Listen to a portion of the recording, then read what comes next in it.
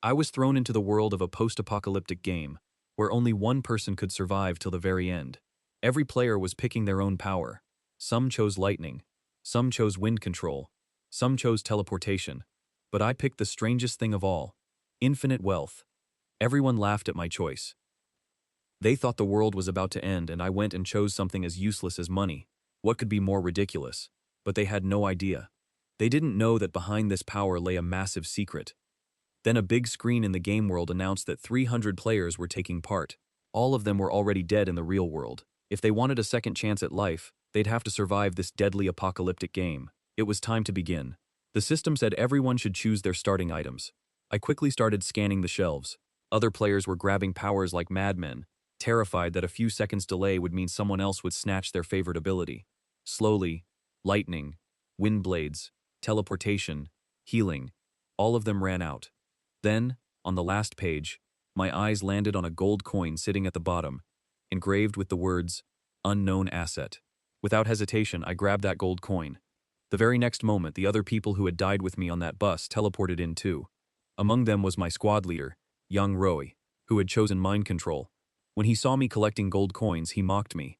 "The world's about to end and you're hoarding money. What's the point?" After that, everyone's eyes turned to Banu Aoyu. She had chosen a very strange power: the ability to gain love. With this power, she could win the affection of humans, and even zombies. And as long as true love stayed with her, she would be protected. I won't die, not under any circumstances. Once everyone's items were distributed, the system's voice rang out again. The system said all players had 1 year to train and strengthen their abilities. Because exactly 1 year from now, the real apocalypse would begin. But one piece of news made everyone's faces change. The system made it clear: only one winner would emerge from this game. Whoever was the last player standing would get the prize and a chance to be reborn. Hearing this, everyone understood. There were no friends here. Every human was another's enemy. I immediately left and started working on my apocalypse survival plan. I searched the world map and finally found a deserted island in the middle of the Pacific Ocean. It wasn't very large, but its location was perfect. The ground was stable, it was isolated on all sides, and it was ideal for building an airport. Without delay, I bought several small islands for roughly $1 billion and named it Future Island. The outside world was told a tourism project was being built there. I bought several large cruise ships and signed construction agreements with NPCs. But the real plan was something else entirely. I made everyone sign confidentiality agreements. No one knew the true location of Future Island. For security, I installed jammers right away and confiscated all the workers' phones so no information could leak out. From above, the fortress you could see was just for show. The real Doomsday Fortress was being built underground, a fortress that could withstand nuclear, biological, and even chemical attacks. Even if a super zombie attacked, getting inside would be nearly impossible. Its steel walls were almost 5 meters thick. To solve the energy problem, I set up wind, ocean wave, and nuclear power on the island. I also stockpiled 1 million oxygen tanks for emergencies. The entire underground bunker was divided into 12 sections. If 1 or 2 sections were destroyed, the rest would keep functioning. Some areas had modern farming, fish farming, and poultry, while other areas had medicine, food and drink supplies, water, team rooms, a gym, a medical room, and all other essential facilities. And the moment they saw the cash, they all shut their mouths. After all, I had so much money that no matter how much I spent, it never ran out. After that, I went to another country and started buying dangerous weapons and machinery in massive quantities. These included combat robots and path-clearing robots, among many other things. I had no shortage of money, so I kept spending without a second thought. I strengthened my security even further. I hid a submarine and a plane at a secret location. A secret passage had been built from my underground fortress leading straight there. Then I hired 2 coaches and started daily training. I began learning to fly planes and operate submarines myself, because relying on others during an apocalypse could be dangerous. I was afraid that other players might use their special abilities to reach my island, so I had fake structures and artificial barriers placed around the real island. If any large ship tried to get too close, it could crash and be destroyed. To increase the island's security even more, I had electric fences installed across the entire area. Surveillance was set up along the coastlines, and multiple security systems were placed around, so that anything approaching the island would be detected immediately. Finally, I sent all the NPCs away. Now I was the only one left on the entire island. But my preparations weren't over yet. I also started pouring money into space technology, and had several satellite systems prepared, so that my network and communication would never go down, no matter what. After that, I took control of several airlines and maritime transport companies around the world, and just 1 week before the world ended, I issued an order that shook the entire planet. All long-range ships and planes were to be destroyed. People around the world were stunned. Everyone thought the richest man in the world had gone mad. No one could understand why he was doing this. But the real reason was something only the players knew. They knew that the richest man in the world was also a player in this game, and he was their enemy. Then a small message popped up in the player's chat interface. Someone wrote, "Are you the richest man in the world?" Because only he had seen me choose the power of infinite wealth. But I paid no attention to that message at all. Now there was only 1 week left until the world ended. The other players were busy strengthening their powers. Then a big screen displayed the names and numbers of all 300 players. My number was 99. Zhao Yangjie's number was 100. And Lu Ruyuan's was. Then the system issued another warning. The apocalypse is about to begin, and this game will continue until only one player remains alive.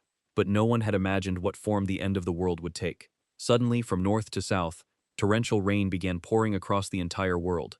This was no ordinary rain. Relentless, heavy downpours flooded the entire world as if some mythic deluge had arrived. Although Future Island also got heavy rain, the impact wasn't too severe because the island was small, and after a few days the storm clouds moved past it. The other players with special abilities were furious and started complaining to the system. What's the point of our powers if the whole world drowns? They felt the system had cheated them. Then the system's voice spoke up. Who said the end of the world always has to be a zombie virus? I stayed silent because when I came to this world, I had nothing, while the other players spent the entire year training their powers. And I was using my power of infinite wealth to prepare. The situation for everyone else was different. Even the resources stockpiled by countries were slowly running out. Some players started using their powers for evil and seized large mansions or shelters. Meanwhile, I was sitting comfortably in my secure fortress, eating hot pot and watching the live news. A news anchor was hiding behind a curtain, showing the state of a building across the street. There, a player was using his firepower to loot people's belongings. The anchor panicked and said, "Friends, this is not special effects or cosplay. This is a real superpowered human. He used to be a security guard in our society, and now he's breaking down doors with fire to rob people. This is his 10th robbery." After that, police and special forces teams arrived with weapons and rescue boards. For the first time, it felt like a real war had begun. That security guard's fire was so powerful, it melted a massive iron door. Then a fierce battle of bullets and fire erupted on all sides. Windows shattered. Explosions went off. Suddenly, a person flew down from an upper floor and crashed into the floodwater below. A short while later, a player's name on the game's public screen flickered and vanished. The meaning was clear. One player had died. Meanwhile, another message from Yang Rui appeared in my chat. He said, "Let's form an alliance. We're classmates, and our numbers are right next to each other. We'll stick together till the end. I have mind control, and you don't have any combat power. I'll protect you from the other players." But I ignored him again, because I already knew that if only the two of us survived in the end, he would use his mind control to take me over and crown himself the sole winner. He thought he had me figured out, but in reality, he had underestimated my intelligence. Slowly, the world's electricity and water shut down. Food became scarce. 3 months of flooding broke the last remaining hope of ordinary people. Finally, people began to break. They started looting, vandalism, and arson. The players also tried to hide among normal people to survive. But there was one problem. Powers couldn't be hidden. And then a major order came from above. Capture all superpowered people. The system issued a new rule. If any special-powered human was captured, they would be sent to a research institute. Now the world had completely changed. It felt like I and the others were living in two entirely different worlds. Over there, people were trapped in floods, hunger, and fighting, while I was living a life of comfort on my future island. I strolled around the island every day, soaked up the sun, watched the ocean, and periodically checked my submarines and planes. For me, Future Island was nothing short of paradise. Everything was safe and comfortable, but this peace didn't last long. One day, a message suddenly appeared on the world's public screen. Someone had exposed my identity. They wrote, "Player number 99 is the richest man in the world. He built many shelters before the world ended. If you want to survive, find player number 99.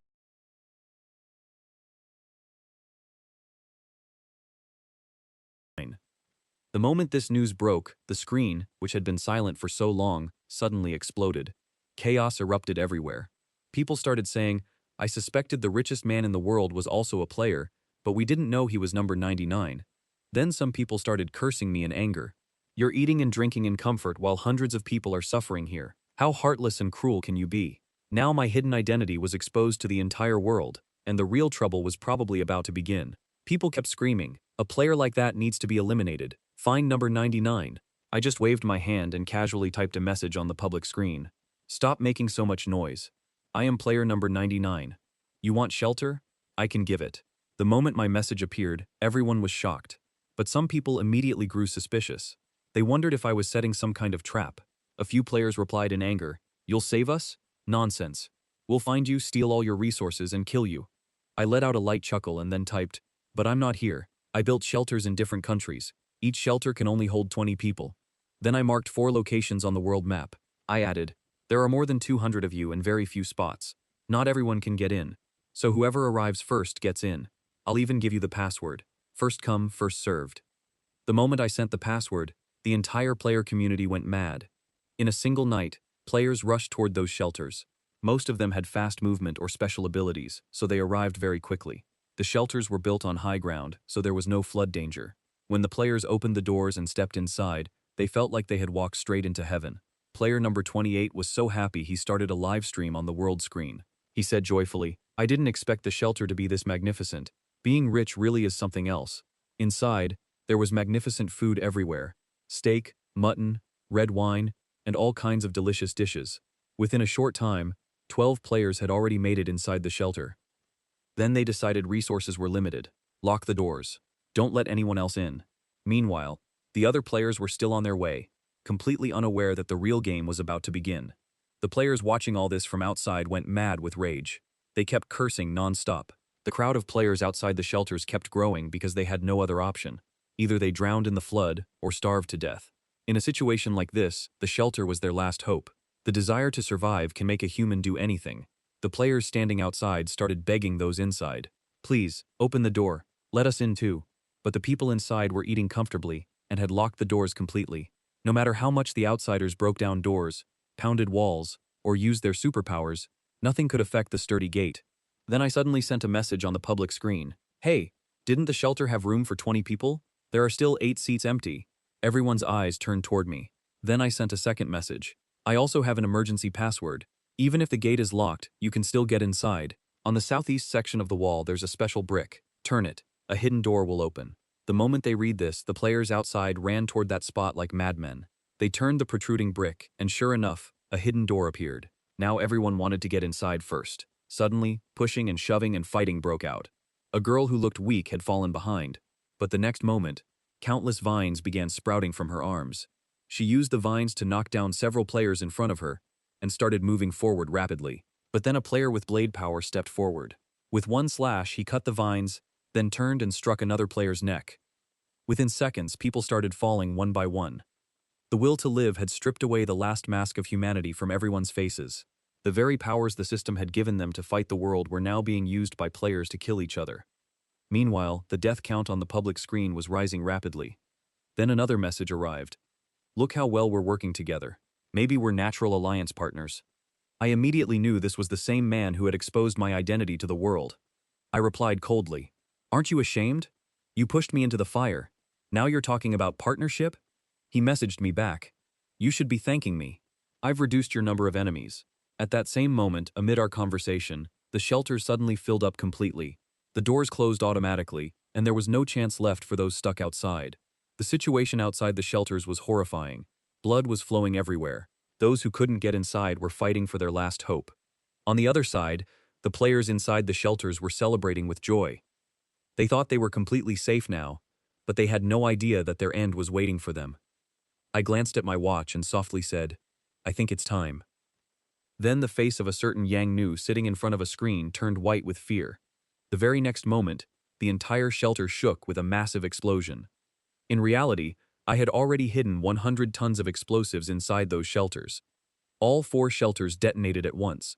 The blast was so devastating that everything shattered into pieces. The number of players on the public screen plummeted rapidly. In an instant, 116 players were gone. Now only 91 players remained. For a while, the entire world seemed to go silent. Then a certain Ying Nu sent me a trembling message. "I underestimated you way too much," I replied. "I should be thanking you. Without your help, gathering so many players in one place would have been difficult." Then I thought to myself, I had been planning this for a year, how to trap them all in one net. In reality, those shelters were never built for saving anyone. They were their graves. Then the system sent another message. Congratulations. You have become the player who has made the most enemies. You are awarded bonus rewards. We look forward to your continued outstanding performance. Reading this, I laughed because the rule of this world was clear. In a world of apocalypse, the weak become prey. Time passed. 4 months later, the rain finally stopped. The floodwaters slowly receded, and after several more months, the sun rose again. Its light fell upon an earth filled with the memories of countless souls. Everyone breathed a sigh of relief because the 7th disaster was finally over. The system announced that 101 players had survived the first level, the apocalyptic flood. But the relief didn't last long because the second level was announced immediately. The zombie apocalypse was about to begin.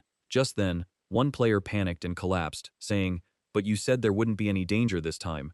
The person in front replied that he had never said there would be no danger or suffering in the world. The real difficulties were still ahead. Now everyone would be using their powers. Everyone was waiting to see what ability they would get. Then Lu Ruyang sent the main character a private message. He said, "You don't have any power. You won't survive the zombie world alone. If you give me some of your supplies and tell me your location, I can come and protect you."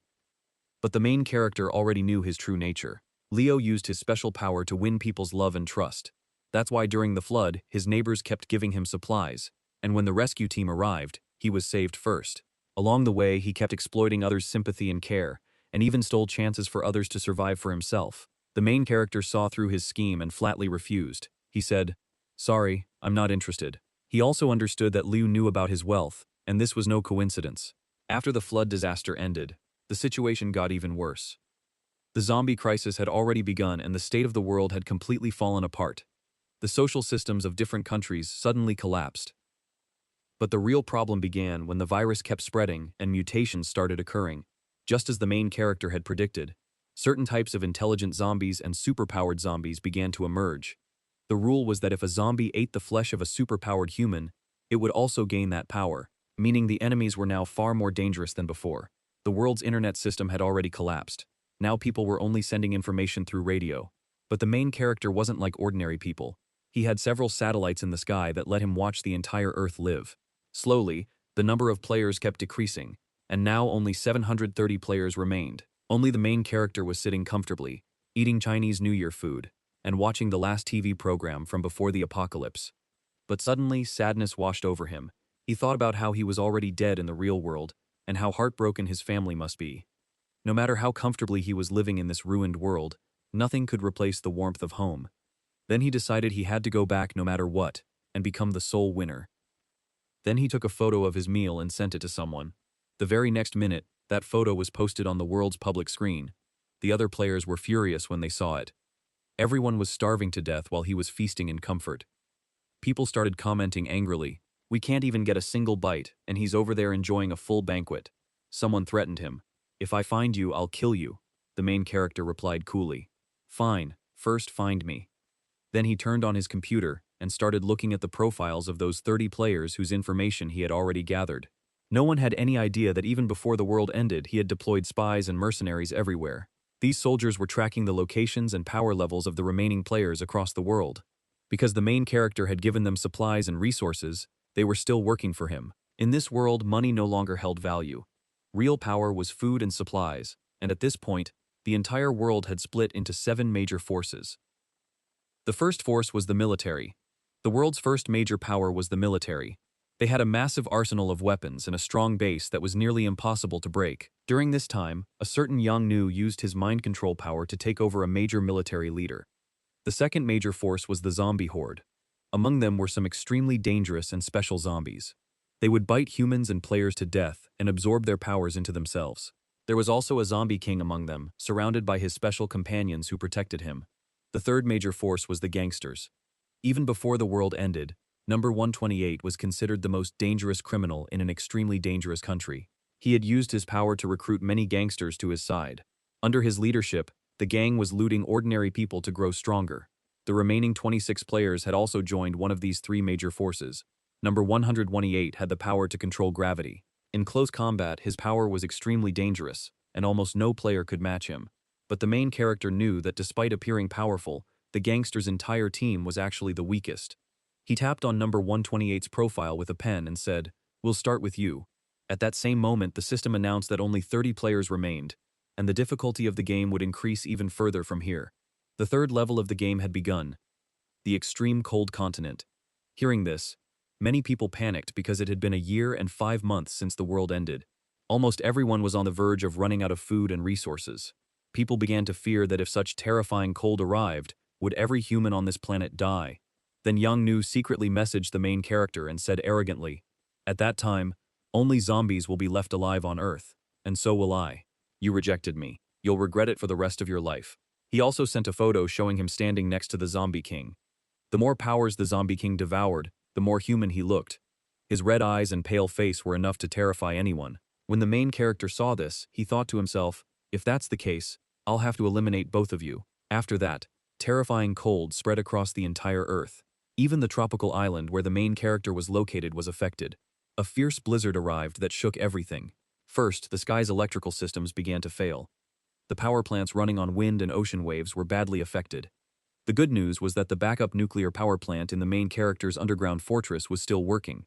Meanwhile, the gangsters' situation was already bad. They were living by looting people, so they had no stable resources. Now infighting had started among them. The situation had deteriorated so much that several powerful players were dying one by one. Then the main character sent a private message to number 128 through the world's chat window. "Number 128, how about a deal between us? I've already hidden some things in your area. Find them, and maybe you can survive." Number 128 quickly replied, "What do you want, and why should I trust you?" The main character said, "I need to eliminate the Zombie King. I assembled a team of scientists who developed an antidote for zombies. Spray it on them and they'll start dying. But my problem is that my own combat power is basically zero. You're the strongest among the 30 remaining players, so only you can do this." He added, "We humans fear the terrible cold, but zombies don't. The more time passes, the higher the zombies' chances of winning. No matter how many resources I have, one day they'll run out too. And if number 101 at the Zombie King's side wins, in the end, he'll be the final victor." The main character explained that the Zombie King had grown so powerful that no single player could kill him alone, but he had one advantage: the antidote. To win number 128's trust, he sent the antidote and some essential supplies through his soldiers. Number 128 began to think that if only he and the main character survived in the end, he could easily kill him because the main character appeared to be the weakest player. So joining forces with him was the best option for now. Then, on a snowy night, hundreds of drones flew toward the zombie territory. At that time, the Zombie King and Lu Royang were in the room above. The Zombie King's hearing was extremely sharp, so he immediately sensed something was wrong. He slowly got up and before leaving, he even tucked the blanket properly around Liu Ruyang. It was clear he cared deeply for her. Then, from the sky, a rain of antidote mixed with snow began to fall. The zombies that the medicine touched started writhing in pain and slowly dissolved into blood. Seeing this, the Zombie King erupted in fury. He leaped up and released energy beams from his hands, destroying several drones. At that same moment, number 128 arrived with his players. He activated his gravity power and pinned the Zombie King to the ground. Even the mighty Zombie King couldn't lift a hand for a few moments, and the other players immediately rushed to attack him. The Zombie King let out a sharp whistle-like sound from his throat. This was his signal. Zombies hidden in the darkness immediately emerged. They were incredibly fast, leaping like monkeys. They attacked the players, and in a single slash, several players' heads were sent flying. Meanwhile, number 128 used his gravity power again. His strength was so terrifying that the tall buildings around him began to crumble and collapse. Massive rocks and debris fell on the zombies, burying the Zombie King along with them. Then Lu Ruyang was standing on the balcony. The cold wind was blowing through her hair. Then number 128 flicked his fingers, and the balcony beneath her feet began to break. Lu panicked and screamed. But at that very moment, the Zombie King suddenly appeared in front of her and saved her. Everyone was stunned. Suddenly, the Zombie King released several thin energy-like lines from his hand and they wrapped around number 128.